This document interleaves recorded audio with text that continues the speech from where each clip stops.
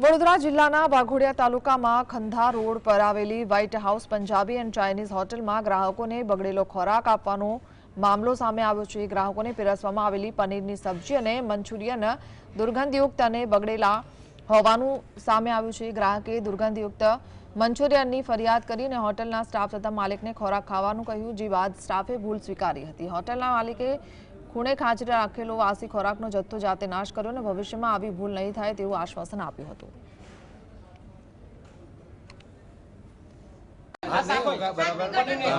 बैठा हूं मैं, कोई बात नहीं। ना बैठा છે શું કરશો? મારા છોકરા મરી જશે તમે જીવતા કરશો તો